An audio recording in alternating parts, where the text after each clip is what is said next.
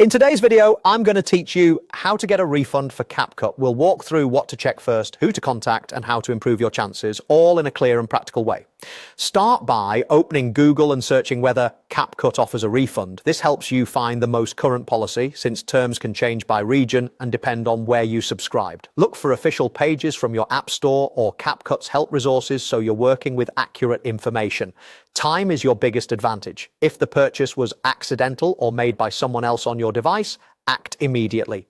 Refund windows are often short, and the sooner you move, the better your chances. Before you request any money back, cancel the subscription to stop future charges.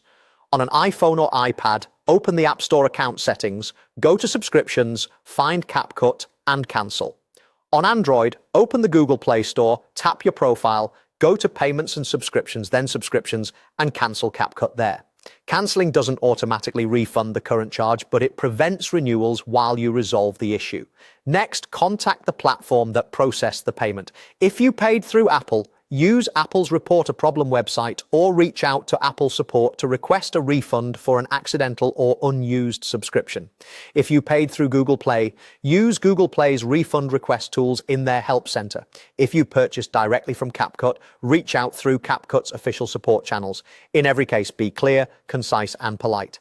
Have your details ready, provide the order number, the purchase date, the device or account used, and a short explanation that it was an accidental purchase and has not been used. If a child or another person initiated the transaction, say so plainly. Attaching proof of purchase from your email receipt or order history helps the reviewer verify your case quickly. Know the policy landscape. CapCut's terms may allow a full refund within 14 days when there's zero usage, but App Store rules often take precedence. Many subscriptions become non-refundable after activation or after meaningful use, which is why it's important not to use premium features while your request is pending. Finally, manage expectations and follow through. Refunds are possible but not guaranteed. If you're declined initially, read the decision reason, provide any missing information, and try again through the official channel. Keep an eye on confirmation emails and your billing statements to confirm the outcome. That's the process. Search the current policy, act fast, cancel first, contact the right support, provide solid details, and be persistent.